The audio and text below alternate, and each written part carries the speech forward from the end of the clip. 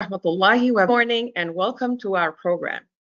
This program is hosted by the Online Islamic Institute of Women, known as the OIIW by ICNA Sisters.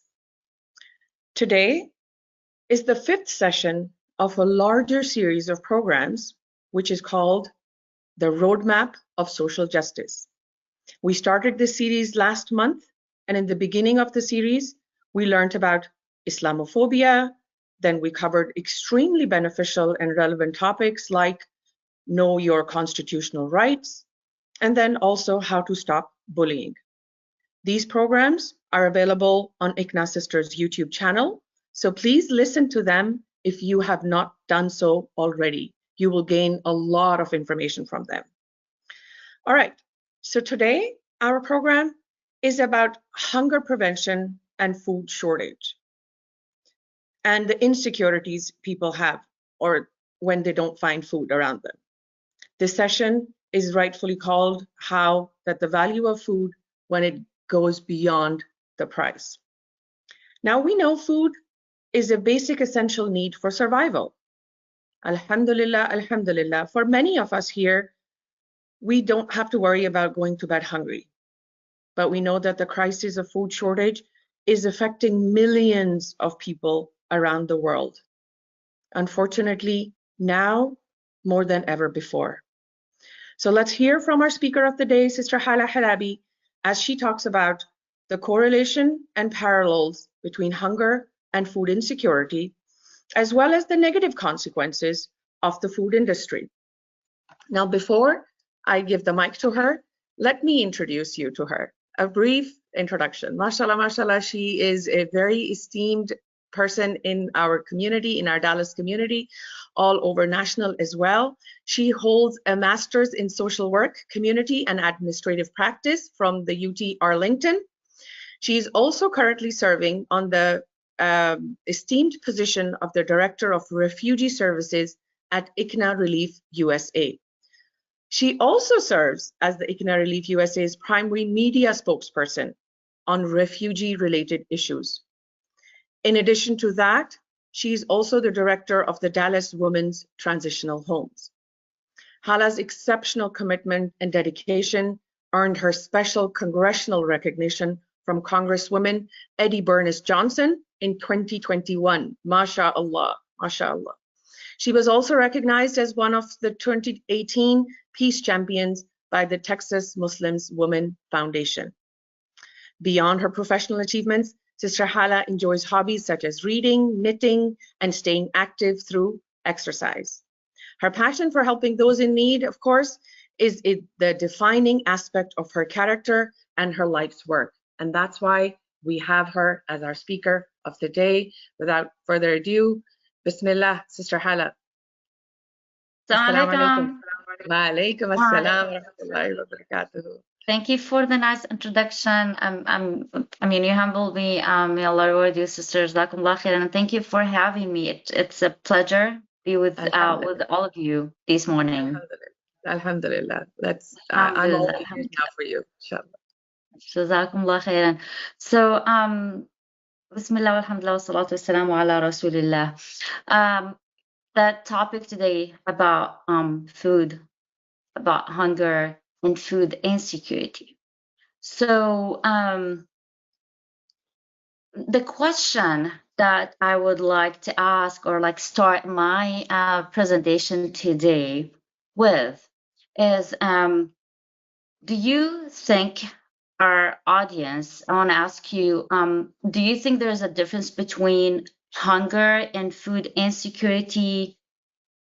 Is hunger, food insecurity same, different? What do you think? I mean, when you hear hunger and food insecurity, what comes to your mind? Is it do you think they're different? They're similar?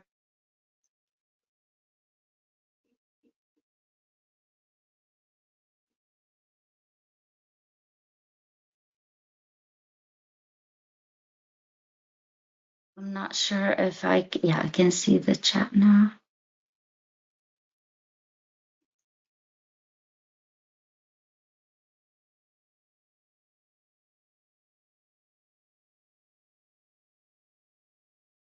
Okay. So yeah, similar when I was like, start like, searching, talking about these, like, how there's like a similarity and differences between hunger and food insecurity. And this is why we are here today, just to talk about this topic and see what the different. Let's see. Okay. So first, we're going to start like by the definition of hunger and versus food insecurity. So hunger is a physical sensation of discomfort due to insufficient food intake. So this is when we feel hungry, waiting for the next meal. My stomach is like, grumbling, and just like I feel like I want to eat food. So this is what is hunger, just a physical sensation. When individuals experience hunger, it signifies that their bodies lack the essential nutrition and calories required for sustenance. So this is when I feel like, I'm hungry. This is what is hunger. Well, food insecurity is when I don't know when is my next meal will be secured. I don't have a regular, consistent access for enough food to stay active and healthy. So this is when the problem just come to or like rise for a lot of families when they maybe if they're eating the meal right now, they're like thinking when it's gonna I have access to my next meal. Um, so these status like these like food insecurity, it could be chronic, it could be seasonal, it could be temporary, and it imply like border struggle to access and afford food. Um, we hear now a lot of people that they're telling you like I mean they sit with you they tell you I don't know how I'm going to secure my next meal for my kids. So this is something it was like it just like very um it's sad. I want to tell you a personal story. It happened with me on 2011, about 12 years ago, when I started working with before starting working with Ignolith. I graduated from UT Arlington, and since I start like since I graduated, I start like working on a relief program. And I never ever in my life I thought like I'm going to work on in a relief organization inside the state, because I never assumed that people in our backyard need help. So that I mean, since I graduated, as I said, like I was like helping collecting donation, food, whatever, like essential, and sending containers to the poor countries outside the states. Until one day I was at the masjid, IACC masjid, and my teacher, she told me, "Hey, Hala, there is a brother coming to the masjid. He needs some help. Can you please just go downstairs and just like see what he needs?" Because she was like giving her lecture. I was like, "Yeah, of course." I went downstairs and I met a brother with a small truck, and he said, "Hey, sister, do you think you can help me to collect food from this masjid maybe on a regular basis?" And I said, "Yeah, of course, yeah, I would love to. Where are we going to send these food? To which country?" And he said, "Oh no, this is for Dallas." Where Dallas? I'm based in Texas. He said, "Yeah, and like by like in Dallas on like the Victory Meadow." And I said like in my like mind, like that guy is like lying. Why people in the states needs food? Why we should collect food for people here? And he's just like he realized that I'm just in disbelief or something. So he said, "Are you available on Sunday? Can you come volunteer with us?" I was like, "Yeah, of course. Give me the address." You know, I just want to see what he's talking about. I went to the food pantry, Ignore food pantry that day.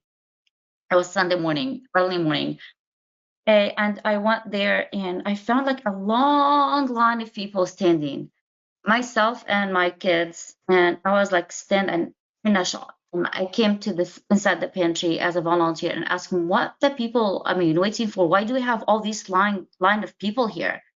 And he said, "Oh, they're here to get food."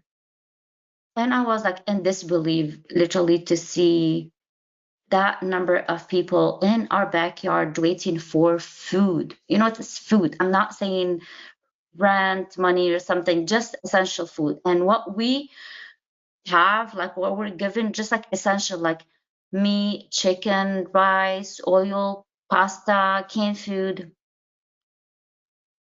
And I was like, oh my God, this is unbelievable. But I started like volunteering with him until like, I had like a brother, a dad with a daughter, a third, she was a third grader that day.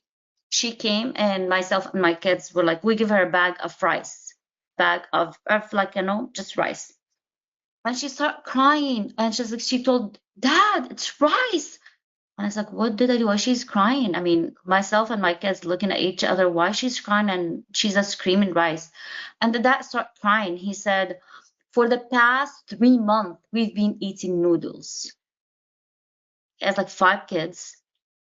And I'm not talking about meat or chicken. I give a bag of rice. And then since that day, I got engaged in this work, working with the community in the States, believing that helping our like neighbors, helping the people in backyard. This is what Prophet Muhammad alayhi salatu wasalam taught us, how to serve our neighbors and serve our people around us. Since that day, I get engaged and we start doing these like food drive in different masajid, not just in Texas and like throughout the states. So now I'm here to tell you from a personal experience and tell you about the facts and number that is you can't even imagine that we have in the state. I'm talking about the states. Um, we have 33.8 million people live in the states facing food insecurity. 33.8 million in the states. We have 800 millions 800 millions of people worldwide live in hunger and food insecurity. Sadly, sometimes we don't feel it because alhamdulillah, as Sister Aisha started this session saying we do have food. We take these blessing of Allah subhanahu wa ta'ala for granted. We don't even think about the blessing that we have. We don't think about what's because it's we don't struggle, alhamdulillah, to get. But sometimes when you hear about these number, when you see the people, when you talk to the people, you feel the blessing, and then you appreciate not the piece of bread that we're eating. It's 1 grain of rice that is remaining in my plate. Make sure that I eat it, not trash it. A grain of rice on my plate. When you hear there's 800 million people in the world facing food insecurity. So, subhanAllah, this is where we need to teach ourselves, teach our kids to appreciate. And one of the session I was attending, we see what's going on in the world right now. How many people that we see on the TV, they are like facing, they struggle, like parent, they don't even have access to bring food to their kids. The sheikh, the teacher instructor, like in these session was really telling the parent, let your kids appreciate, let them feel. That's okay if they got hungry for like in an hour, to feel that they are hungry. You don't have to rush immediately think, oh, mommy, I'm hungry. You don't have to rush to get like them immediately what they need. If you're driving and they, oh, can I get these sandwich, can I get these, it's okay sometimes to tell no. because other people, they're suffering, and then we don't sometimes feel the suffer of other people because we take everything for granted. If you look at this map and see in the states, um, between these the different colors, and you'll see like the red states, they are the highest states of food and insecurity, the highest number of food insecurity in these in these states. If we talk about the numbers, we have from the state that they have the highest food insecurity, we have number one, we have Texas. Okay, we have Texas, we have Florida, we have part of New York, Ohio. This is like number comparing to the number of people, the population of these countries, these I mean states. In Texas, there is 1.8 million people facing food insecurity. Florida, 1.4 million people. New York, almost a million people facing food insecurity.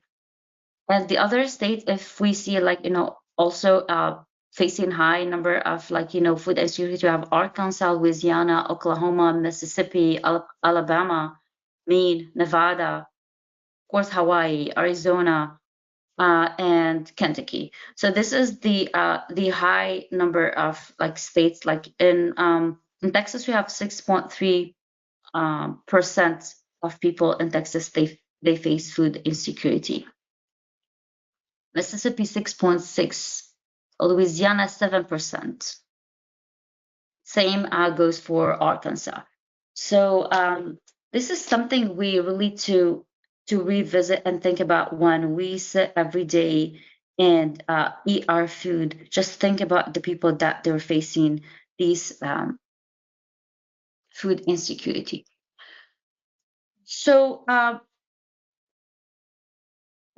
what's the consequences of food insecurity, or like what is like what we're seeing here?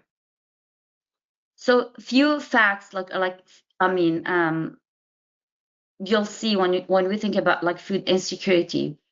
Food insecurity will remind you with poverty. It's lack of education. It's the high price of food that make it hard for people to access the healthy choices or the food. It will remind you of like the human rights and failure to have to give people the basic right, which is food, as Sister Asha said, the basic needs to survive and move forward. So this is all like entail with food insecurity. SubhanAllah. Sometimes we think, I mean, a lot of reasons to make the food the reason for we have like food insecurity in the world. And the main reason, as we all know, like access to to the food. The other reason is also making the food the food industry. Um, the food industry at what we can see right now, just for the little bit older generation coming from like as immigrant coming from like our own country, and see what we used to eat back home with a basic food, vegetable, grain, bread, with um like one two ingredients in food. You cook the food, no fast food, very few restaurant with specific meals that we can get from those restaurant. And compared to what we are facing and going through right now, when you go to the market, you hold a box of cereal, just try to read the ingredients on that box of cereal, and you're like, I mean, what is this? Like when I arrived, like, and my husband Hamla is a very healthy, picky with food person. When I came here, every time we go to this to the store to purchase anything, he hold the box and start reading. And he like said like if the box has more than like 3 to 4 ingredients, when you hit the fifth one, stop reading, put the box on the shelf, look for another box.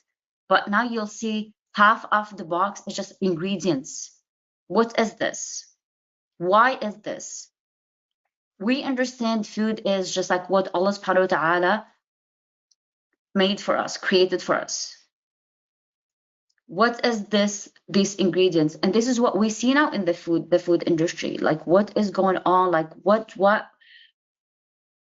we see all this, like, the food industry like contribute to the health problem that we are facing here, like from obesity to diabetes, heart disease, and other chronic disease and illnesses, all because of the food industry and what is going on in the world.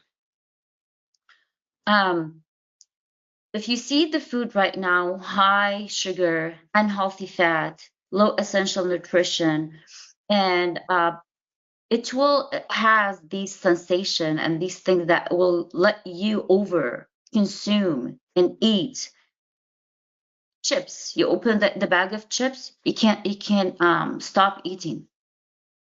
When I was like taking one of the classes, or like talking about these chemical that they put in these special food like donuts.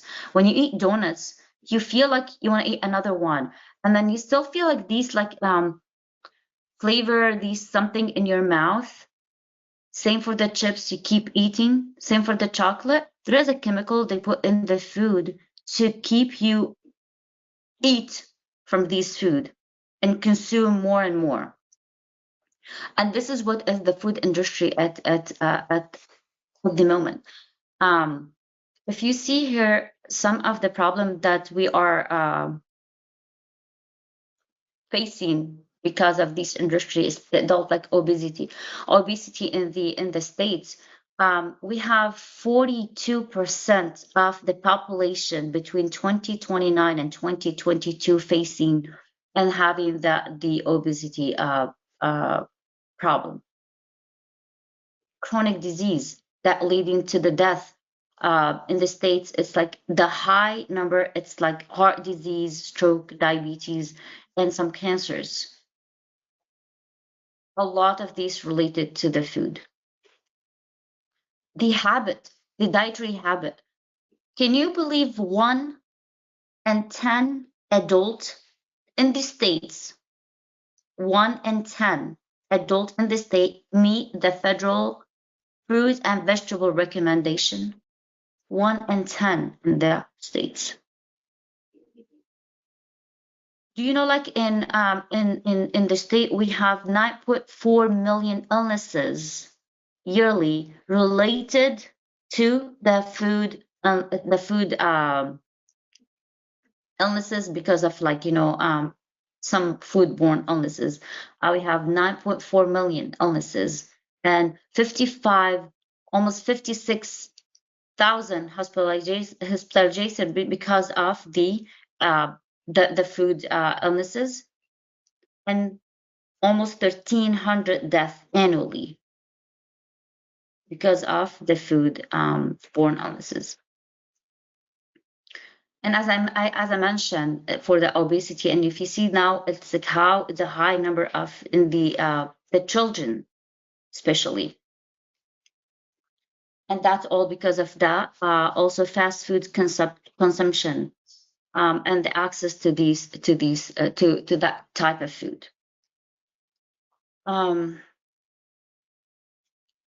So what else? Oh, sorry. Okay. Other facts about the food industry that we have is the wastage of food. That we can see and we can just the number. It's unbelievable about how much food is wasted on a yearly basis in the states. The fact saying, if the food waste were a country, it would be the third largest I mean, space after China and the States. If they put like, the food, the waste of the food, it will be the third largest country. This is the number of like the food wastage and how much food we waste in the States. And what is the food wastage is like, that refer to the disposal of edible food at any stage of the supply chain. This encompasses the food that is discarded due to the spoilage, damage, or excess production. So this is how much food we waste every year in the States. 35 to 40% of food supply, about 76 billion pound of food in 2010 has been wasted. Every household in the States, they waste about 20% of like landfill consists of food every on a yearly basis. So as average American households throwing away about 20% of the food they purchase. 20% of the food that people in the States they purchase, they wasted. SubhanAllah. And in a dollar value, that approximately $161 billion per year worth of food got wasted. SubhanAllah.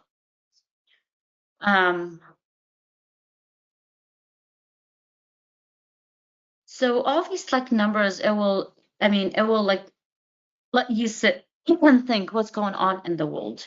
Why these food spoil? When you go to Costco sometime and you see these food and they trash it and trash it and trash it, and other people they're like they're like, we have like, as I said, like 33 million people they are in food insecurity. What the reason? What's make these things happening? Why the food is wasted instead of that food taken and given to the poor people, or that the people that they're like facing food insecurity? This is will come to our deen, to our like religion as Muslim, when Allah subhanahu wa ta'ala and Prophet Muhammad taught us how to appreciate our food and how not to throw away a piece of like food no matter what. Try to really use it, and if we have extra, to share. Prophet Muhammad والسلام, said, Ya ayyuhan nas, at'imu ta'am. Feed people. Give food. This is one of the main thing, the teaching of Prophet Muhammad. At'imu ta'am. Feed the hungry. Feed the people. SubhanAllah. And if you see here the culture, if you see here what's going on in the world, like billions of dollars, like of like worth of food, like trashed, while other people sitting and having no food. What is the? I mean, it's hard even to process and mind. I mean, how do we do that? What can we do to prevent that? How can on a personal level can prevent this from happening? Reduce this number, the 35 to 40%.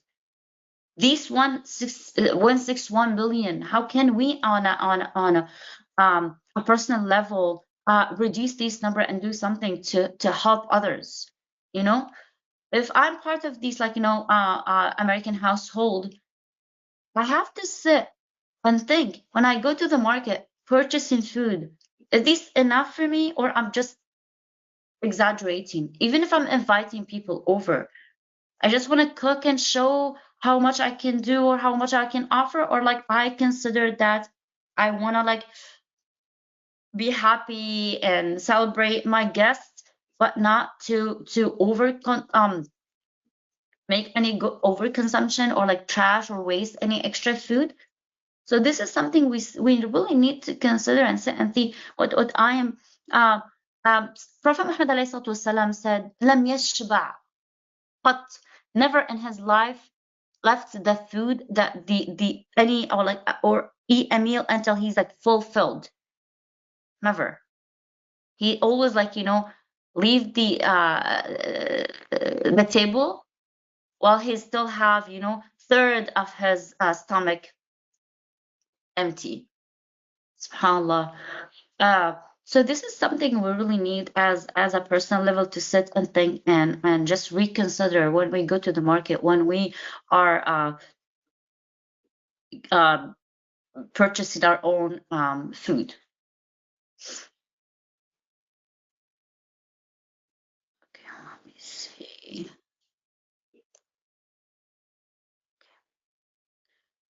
As I said, the consequences of these food industry and then the food insecurity. This is the impact that we can see. The impact on like crime rate, and impact on like poverty rate, and also the decline in our economy. So, impact on crime rate. Um, you'll see when you read and when you do some research, you'll see the crime rate. It's like high in poor um areas, and in poor like cities, and in poor like neighborhoods.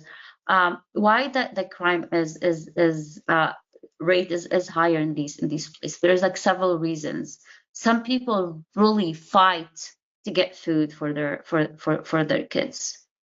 Some people, because they have low consumption of healthy food, is affecting their mindset. They're affecting their like mental health. This is also all related, and all related. If you see also in these like poor neighborhood, poor area, go to the school. Even you'll see the kids, they are suffering at school with their like academic um situation. They don't succeed at school because they don't have like enough healthy nutrition and their food to make their brain like work and good. So this is all related. Start from the food, the basic main essential, affect the crime rate, affect the kids at school, affect the poverty rate, affect the economy, all related, and this is all like connected. um Also, these food industry, like it's given us like raising the rate of homelessness. Homelessness, when you define the homelessness, is like a condition of lacking a fixed, regular night residence. I don't A homeless person, that a person that he doesn't know where he's going to sleep tomorrow, or he is staying um, in a shelter that they don't have a permanent residency, a permanent like regular place to sleep on every day. And also, it's a lot of reasons for the homelessness. It's from the economic hardship, which is also linked to low paying jobs in the food industry. Um, I'm gonna tell a story about these like homelessness and the reason. Some people sometimes they it's hard to process in our brain. I mean, what is the relation between homelessness and food and these things? I'm gonna tell you from a personal experience. As Sister Aisha said, I work with a refugee. I'm a national director. Work with a refugee nationwide. We work with a refugee before they arrive to the States, where we start like preparing their apartment, their homes, whatever they need, prepare their like basic food, and then when they arrive, we pick them from the airport and then connect them with the resources, finding job, English, whatever they need. So we work with them. I want to like address something very quick here. It's refugees, when they arrive to the States, most people think that the government bring in the refugees, and they give them everything they need, and they're like, they're lucky, they have their apartment, they have their, like, rent paid, and they have everything. I want to tell you a fact about the refugees and connecting the refugee to the homelessness. Refugee, when they arrive to the States, they receive $1,275 one time only per person. That's it. That's the only thing the government give the refugee when they arrive. $1,275 one time only. This 1,275, we as resettlement agency, as provider, service provider, we have to use this money to pay for the rent, pay for the utility, get the apartment supplies, get them the food, pay for transportation from the airport to their apartment, pay for transportation to take them to the doctor appointment. So can you imagine these 1,275 can what can we do with these 1,200?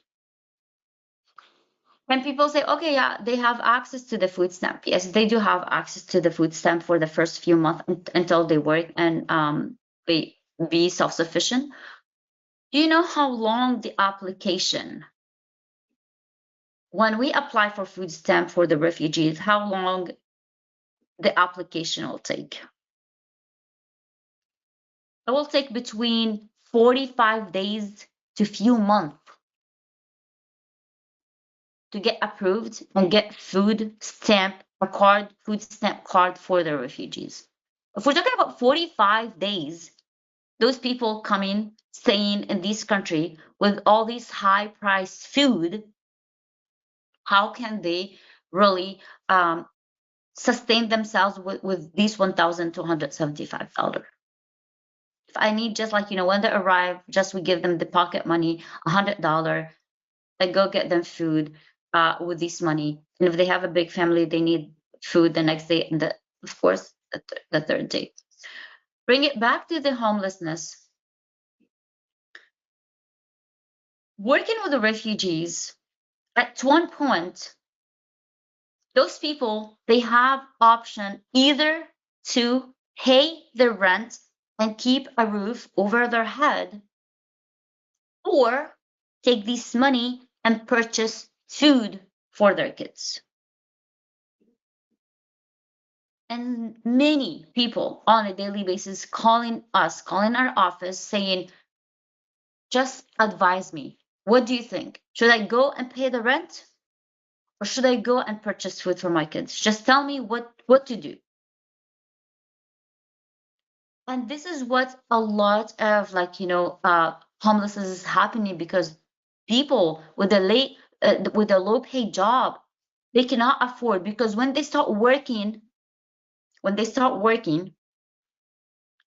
second they have, the payroll and the money, the bank account coming, the food stamp either will be, reduced, and huge amount reduced, or cut completely.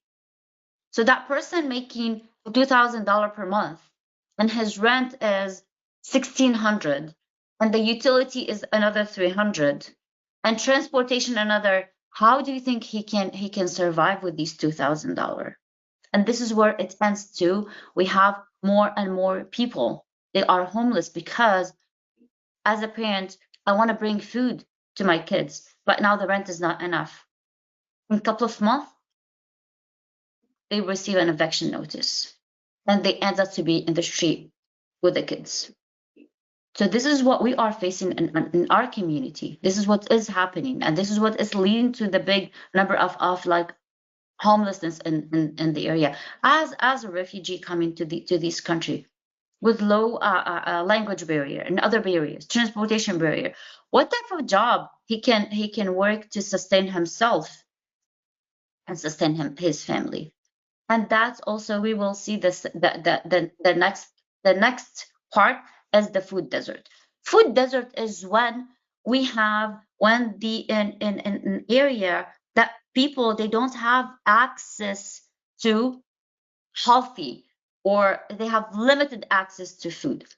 And when I was like doing my master, like studying and reading about all those like people and population, we realized that in these poor um, neighborhood, these poor like areas, they don't have access to any healthy any grocery store that they provide fresh produce. Most of those people, they live in a neighborhood in an area, they do have access only to these kind of like a small like a gas station, small what do you call a store that they provide these unhealthy choices, right? So that's leading to the food desert because they don't have access. There's an absence of the grocery store that they do have good option for themselves and for their kids. And that we'll see here. Sorry, the statistics. I have to switch. The first one is the food desert, and in the states, in 2021, it was estimated that around 19 million Americans live in low-income, rural, or urban areas where they had limited access to supermarket or large grocery store, and that's potentially resulting in food desert condition. 19 million American. And if you see in the same year, 2021, we have about like 580,000 people experiencing like homelessness in the States on a given night. Every night, 580,000 people facing a state of homelessness. So this is what we have in our country. If you see now, I know I'm running out of time. I'll do these two slides like very very quick. I want to go back to the agreed versus moderation and why all this happening, because the people who is manipulating the food industry, they do not care about us. They don't care about our health. They don't care about what's going on. They care about the money. That's what they care. They care about the profit, how much they're going to make money out of things, and that's all what they need. They care about, like the wealth and profit, and they don't think about any ethical consequences after that. So this is in the industry that the people who's like manipulating these that industry, and then it will see all these like low nutrition ingredients in our food. They don't care about us. This is where we have to be smart, what to eat, what to do, and how to teach our kids, change the bad habits for our kids. And this is the excess when we have like extra, when we consume or we purchase, as we mentioned, more than what we need. This is where like you see in some states everything that the portion is big portion of food, extra consumption. You go to the restaurant, you pay for like a $22 for a meal, big meal. You eat like some of the meal, trash the other meal. We don't consider that sharing a meal in the restaurant if you want to go outside, or like take the remaining food and share it with someone else. So this is another problem, and this is when we see this is what is going on in the low income community, and that they live in this situation,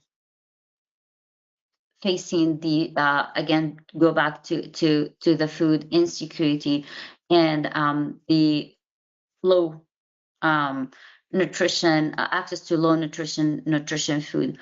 And what is the challenges? As I said, the number, like they're like, if you see in here the children at school, like millions of children from low income families in the States rely on free reduced price school meal for their daily nutrition. And this is when during the summer the family of low income households, they face a huge problem when they don't have the free meal for their kids, and they struggle where they're going to get their like breakfast and lunch, because usually they depend on 2 meals at school, and then they have to secure only 1 meal. And if you can see also here, the Black and Hispanic communities are more likely to reside in area with limited access to fresh and healthy food compared to white neighborhood. Now, with all those the numbers that you can see here and the facts that we talked about, we come and see like what are Muslim community doing in this country. And I believe, for me, I've been here for 23 years. I have 3 daughters, been born and raised in this country. For the past almost 14 years, I wasn't able to even go visit my family back home. We consider this as our home. We consider this as our responsibility. This is where we have to give. This is where we have to do something to help. This is where the as a community come together and do something to help and support. As organization, it can relief working in 42 states to provide the services to our neighbors, to our brother and sister in our backyard. Providing services range from food to health to housing to mental health to back to school, in-kind donation, financial assistance. We provide 7 major projects, including 54 food pantries nationwide, 8 free clinic, 4 mobile clinic, 26 women transition home, and 2 men transition home, serving on average 3,500 monthly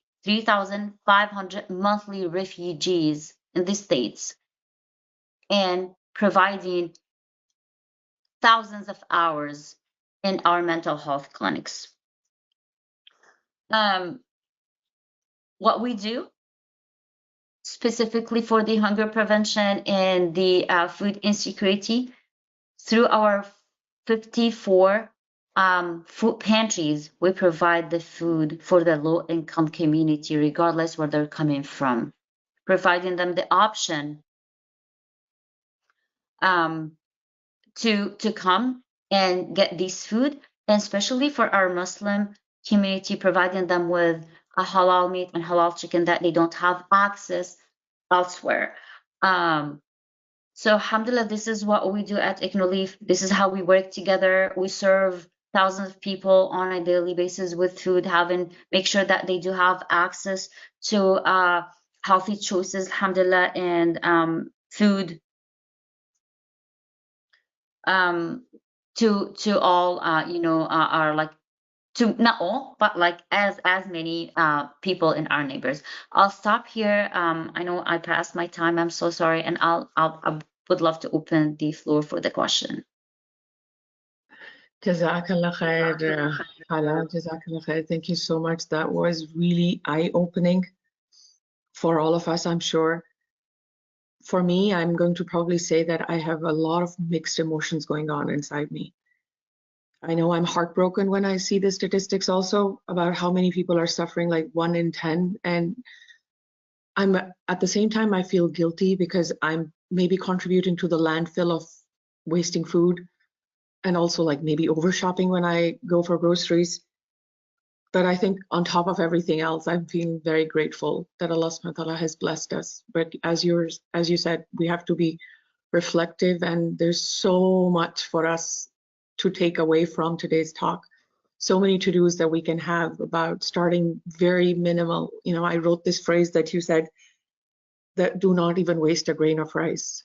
And I know from back home, the way that we all were raised up, our parents, you know, we were very simple living, humble living, simple ingredients in our food. But yes, I think for me, my takeaway phrase for today for my children will be, it's okay to feel hungry longer than normal, and do not even waste 1 grain of rice. So Jazakallah khair, Sister Hala. I'd like to start. No, there's some questions for you, Sister Hala. So the first question I have for you is that, as you know, over here, that, there's so many restaurants, the food chains, bakeries, as you mentioned, Costco also, that at the end of the day, they are required to throw the food out, right? If the bananas that don't get used, they throw it out. The bakeries, even if you touch something and you don't buy it, they have to throw it out. So all these food, the regulations that there are, and plus, is there anything that we can do in our level to, at our in our situation, to how can we lobby, or how can we help so that we create some kind of systems or procedures, anything that we can do to take all that food that is usable but being wasted because of their regulations that the food places have. Sister Aisha, I mean, I want to tell you two things here. There is some restaurant I really respect and I really like. They contact us um, for bakery, for example. They have bakery, they have bread, they have something. They call us at the end of the day. This is how we have left. Can you come and take it and distribute it? So some people, some restaurant, they're doing it, and we reached out to them to talk that yes, we can do it. Some of Costco, for example, in let's say in California, I believe in Arizona as well. Some of our staff and volunteer, they reached out to the manager there. We talked with them about a few things and we discussed like few options. So they start giving us some of the food before, or like instead of trashing it, they give it to the nonprofit or to other people to go and distribute it. Um, so I believe, yes, if we can go and talk on a personal level, or like maybe personal level might be a little bit harder, but like if you collaborate with a nonprofit, for example, that they're providing services on the ground to the people, going and lobbying and talking to the manager, give them options, sometimes maybe not the open cans or like open food, but at least that food returned from outside, but still in the packages. Yes, we Mhm. can go and talk. Okay.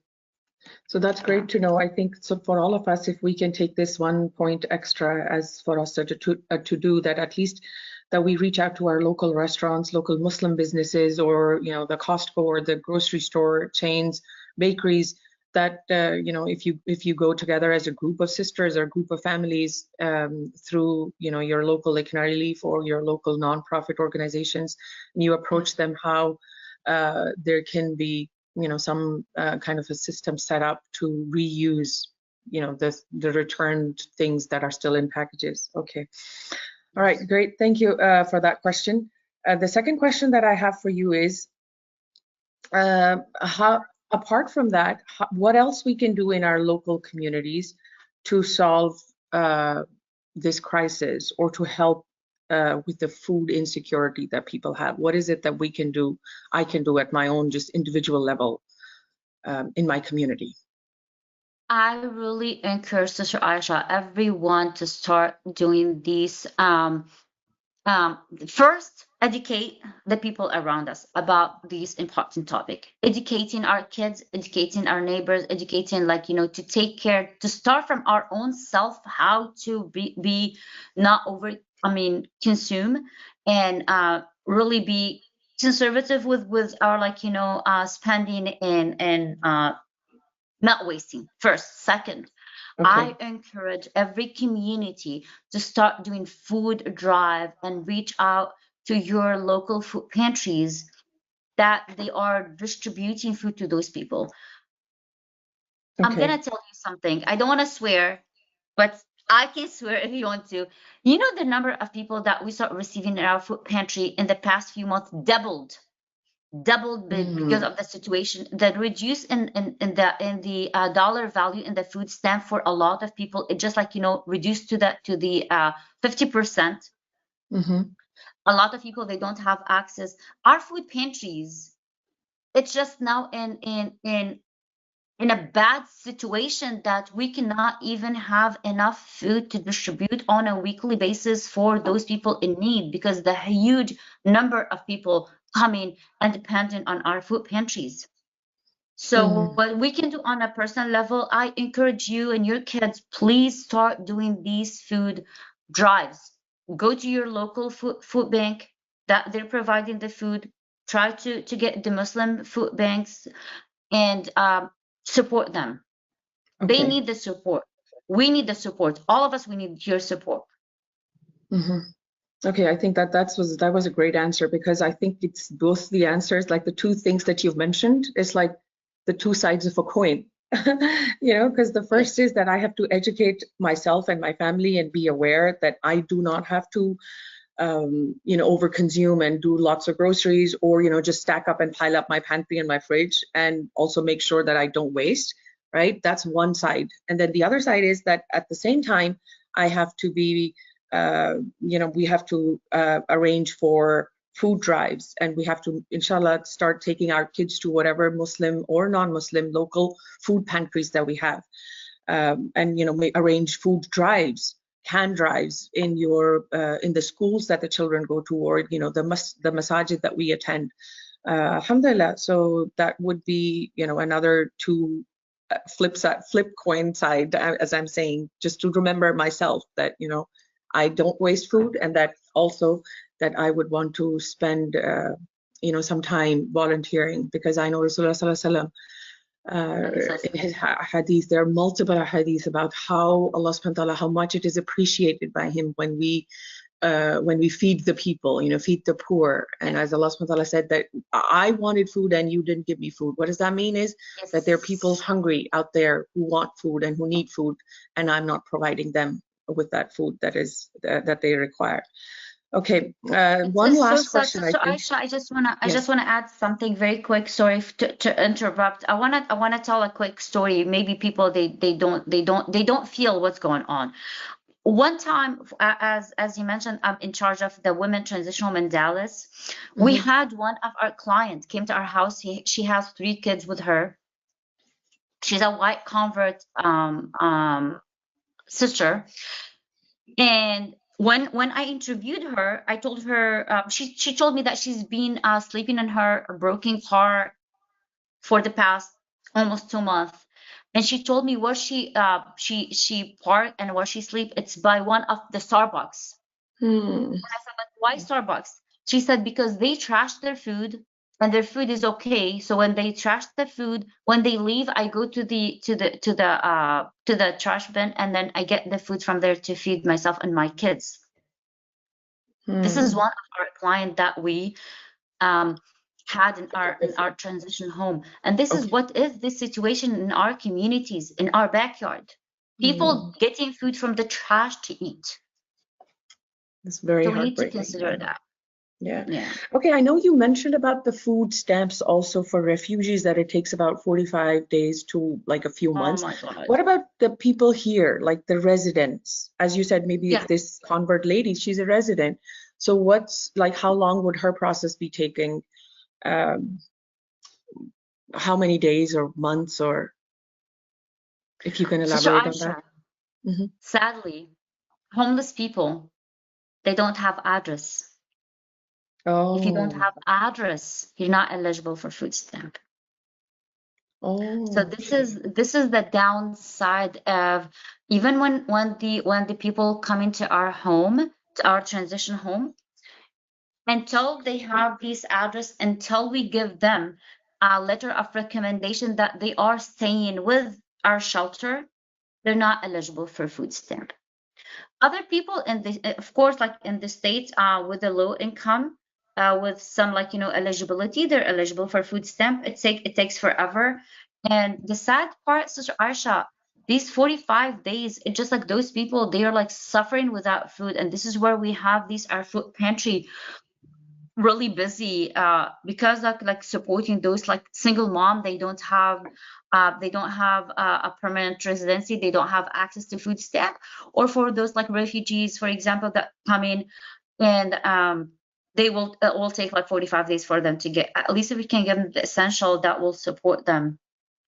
hmm, And hmm. in Ramadan, Sister Aisha, I know we're running out of time, but in Ramadan, I want to give you a very quick story that happened to me. One of our like partner called me. His name is Ghazwan. He said, Sister Hala, there's a Sudani single mother staying in a hotel in Richardson. that she doesn't have any food. Would you please, just because you distribute like hot meals on a daily basis in Ramadan and food boxes, can you just take care of a box?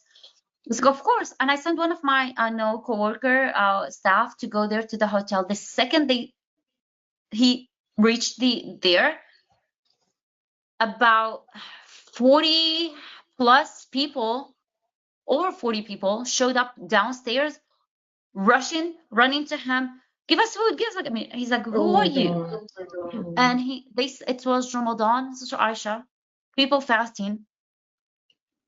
I swear to God, they didn't even have access to water. In the hotel, one of the resettlement agency that went bankrupt, they left them in a hotel. They did not pay for the hotel, run away, left them there without even food. Elderly people on wheelchairs, they don't have access to their medication or anything. No food, no diapers, no milk. Young kids. I have like a family with 2 diabetic kids. They don't have anything. So in 30 minutes, we went to the store, we got all those like essentials, and we start like supporting them. They don't even have access to these food stamps. This is all in our backyard, Sister Aisha. Yeah. Jazakallah khair, Sister Hala, for spearheading this team and for being there for so many people who need you. And inshallah, with that, I would say Jazakallah khair for the talk. It was very, very, for me, honestly, very emotional because there were so many things that you put together and, very, very eye-opening as well. So Jazakumullah khairan. There are a few other questions. We'll see if we can text them to you and get some answers and, maybe post it on our YouTube channel, sisters, please, inshallah. There will be the last program of this series next week, inshallah, next Saturday, November 18th. The one program that we didn't have last week, we postponed it. So that will happen on Saturday, November 18th, same time, 10 Central and 11 Eastern. With that, Jazakallah khair, Sister Hala, for the talk and for all the groundwork that you are doing for our community. Inshallah, Allah subhanahu wa ta'ala bless your efforts. Allah subhanahu wa ta'ala accept all your efforts, and that Allah subhanahu wa ta'ala gives us the ones who are kind of like right now not doing as much as we can for our local communities. And of course, right now we can start by making a promise to ourselves that we are not wasting food and that we are not overspending, inshallah. So that's the flyer. Yeah. The flyer for our next week's program, Sister Hala, you're invited to attend as well. The program will be on how a racial sensitivity guide, and the same time, 11 to 12 Eastern. With that, Jazakumullah khairan to all my viewers, all my attendees also who joined in. Please don't forget to tune into our YouTube channel for the last few weeks of the series on the social justice roadmap.